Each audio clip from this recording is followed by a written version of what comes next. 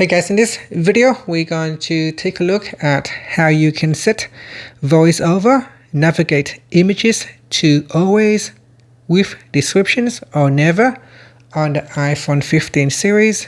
First, let's go back to the home screen by swiping up at the bottom of the screen. Now on the home screen, tap on Settings.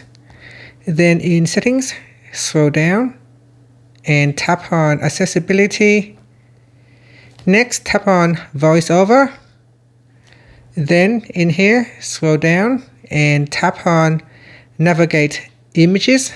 From here, you can set it to always with descriptions or never.